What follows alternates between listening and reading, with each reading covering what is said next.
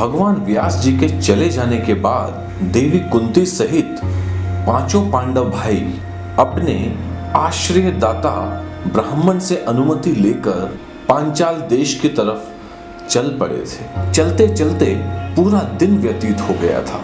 चारों तरफ अंधेरा छा गया था, परंतु वह सभी लोग रात में भी चलते जा रहे थे। अर्जुन अंधेरा होने के कारण सबसे आगे मशाल लेकर चल रहे थे। चलते हुए वह सभी गंगा नदी के उस तट के समीप पहुंच गए थे जहां गंगा जल में गंधर्व राज चित्ररथ अपनी स्त्रियों के साथ विहार कर रहा था।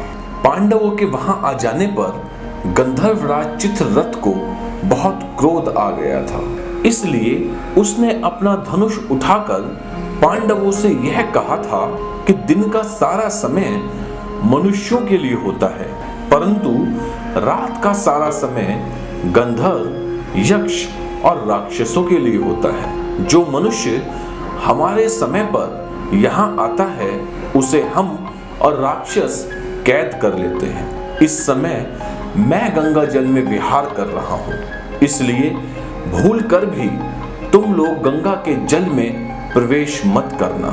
परंतु अर्जुन ने गंधर्व राज की बात मानने से इनकार करते हुए उसे युद्ध के लिए ललकार दिया था, जिसके कारण चित्ररथ पांडवों पर अपने बाणों की वर्षा करने लगा था।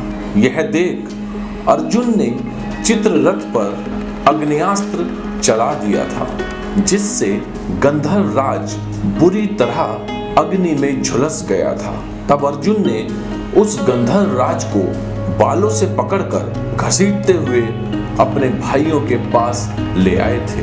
गंधर्व राज की पत्नी कुंभीनशी अपनी पति की रक्षा के लिए युधिष्ठिर की शरण में चली गई थी। इस कारण युधिष्ठिर ने अर्जुन से उस गंधर्व राज को छुड़वा दिया था।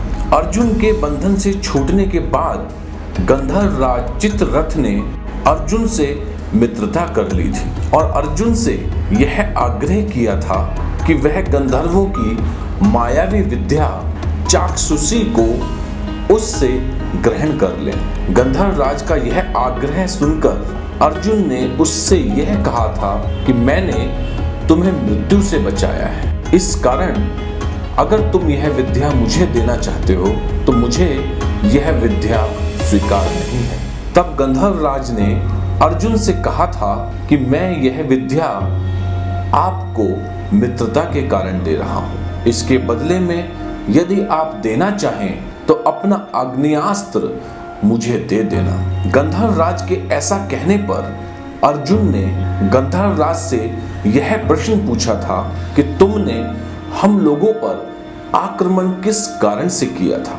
अर्जुन का यह प्रश्न सुनकर गंधर्व राज ने अर्जुन से कहा था कि आप लोग ना तो अग्निहोत्री हैं और ना ही प्रतिदिन स्मार्त हवन ही करते हैं और ना ही आपके साथ कोई ब्राह्मण है, इसी कारण मैंने तुम पर आक्रमण कर दिया था। आप लोग कुरुवंशी हैं, आप लोग यह तो जानते ही हो कि बिना किसी ब्राह्मण की सहायता के पृथ्वी पर विजय प्राप्त नहीं की जा सकती। इसलिए हे तप्ती नंदन, आपको तो अपना एक पुरोहित हमेशा अपने साथ रखना चाहिए। गंधर्व राज चित्ररथ के मुख से तप्ती नंदन का संबोधन सुनकर सभी पांडव भाई चौंक पड़े थे। तब अर्जुन ने गंधर्व राज से कहा था कि हम सभी कुंती तथा माद्री के पुत्र हैं, फिर तुमने हमें तप्ती नंदन कहकर कैसे पुकारा। अर्जुन की यह बात सुनकर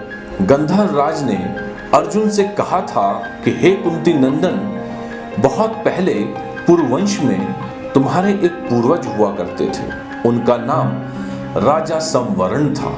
राजा संवरण के साथ भगवान सूर्य की पुत्री तप्ती का विवाह हुआ था और उसी सूर्य पुत्री तप्ती के गर्भ से राजा पुरु का जन्म हुआ था, जिससे तुम्हारा यह कुरुवंश आरंभ हुआ था।